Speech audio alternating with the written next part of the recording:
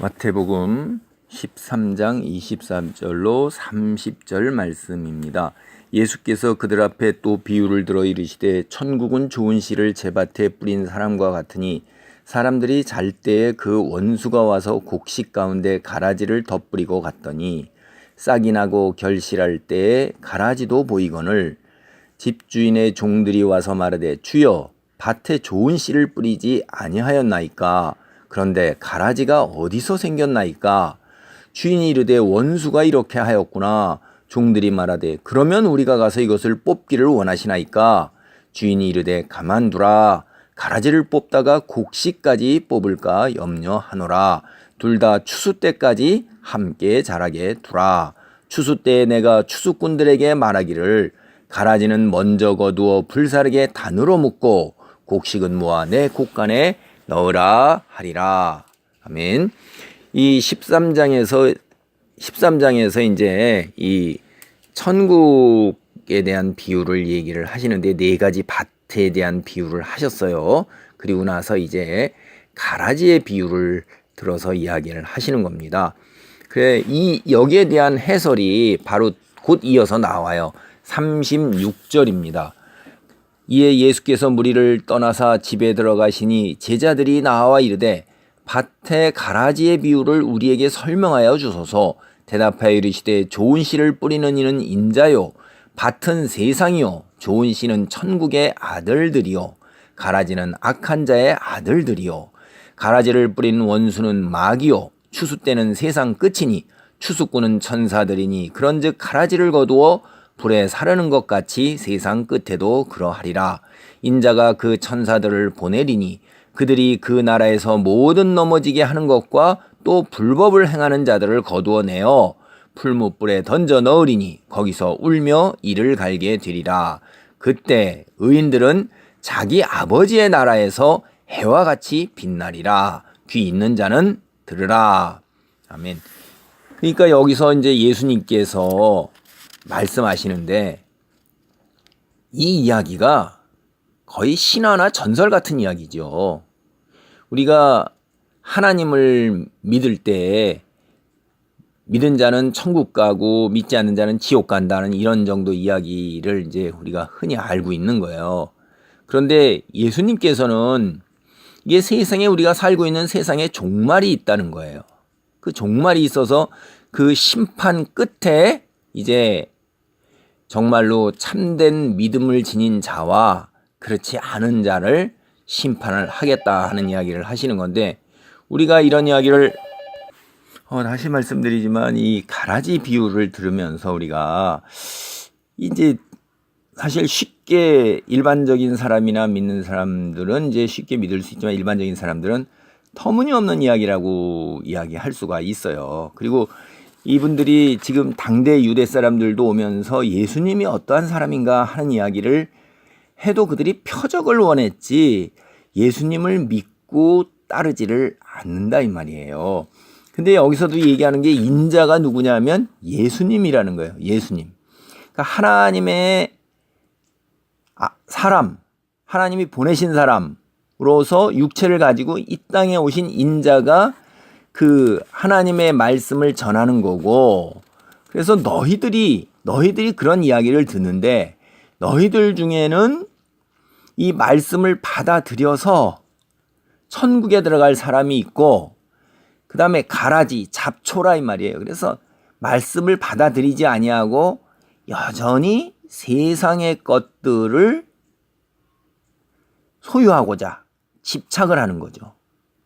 그래서 재물과 권력과 쾌락과 그다음에 남보다 뛰어난 그 우월함 이런 세상적인 가치들을 추구하는 데에 매몰돼서 살아가는 사람들이에요. 이 사람들은 스스로가 그런 것들을 이룩하고 그런 것들을 얻고자 애를 쓰면서 인생을 살아가고 죽은 이후에 세계가 있다는 것들을 바라보지 않는 사람이에요.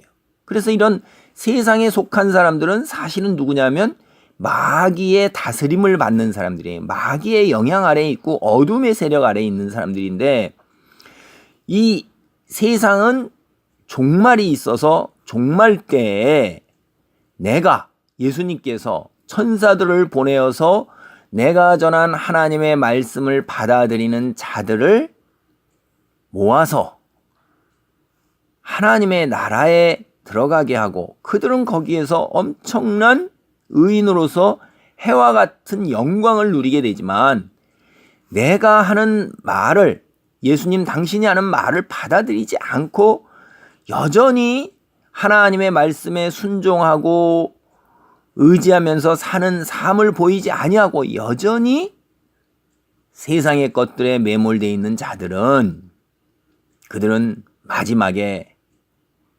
풀무불 지옥에 가는데 거기에서 울면서 이를 갈게 된다는 거예요.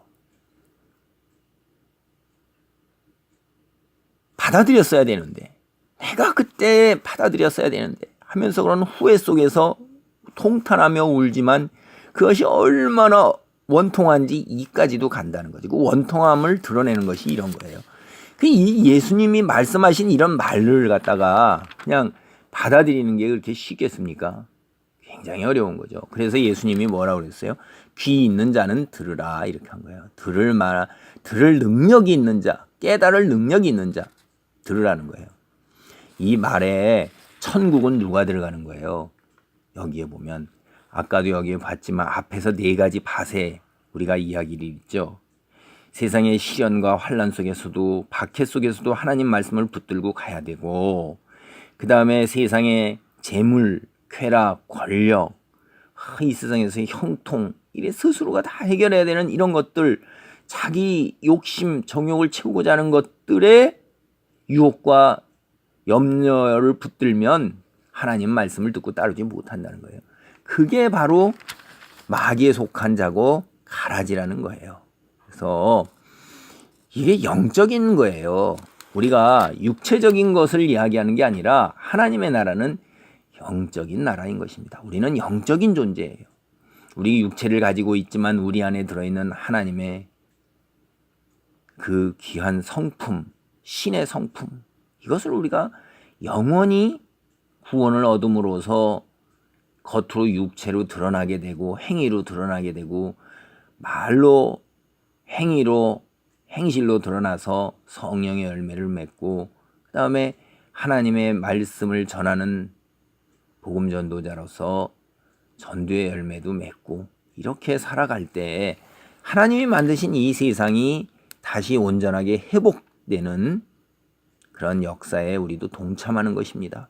마지막 때에 하나님께서 창조하신 이 세상 이것을 여기도 보면 그 아담과 하와를 넘어지게 했잖아요. 그래서 이렇게 타락하고 부패한 세상이 돼서 우리가 힘든 세상을 살아가잖아요. 이것을 다시 하나님이 회복시키는 게 마지막 때에 회복시킬 때는 이제 다시는 이들은 풀무불에 던져 넣었기 때문에 이러한 우리를 넘어지게 하고 또 여기에 불법 어둠에 속한 이런 것들이 다 끝나게 되는 거예요.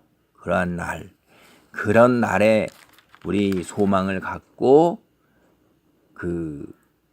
여기에 좋은 씨를 받아들여서 결실을 맺는 그런 곡식으로 알곡으로 천국에 들어가는 그러한 알곡으로 자라나기를 바라는 겁니다.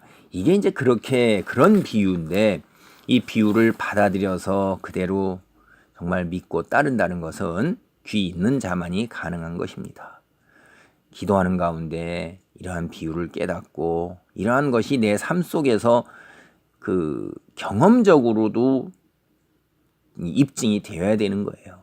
그래서 하나님의 역사를 경험하고 개인적 체험을 통해서 하나님을 만나고 말씀이 실제로 내 삶 속에서 성취되는 것을 통해서 우리가 말씀이 그냥 글자로 있는 것이 아니라 정말로 살아계신 하나님의 말씀이요 능력이라는 것을 자기 자신이 확신하게 되는 그런 경지에 이르러야 됩니다.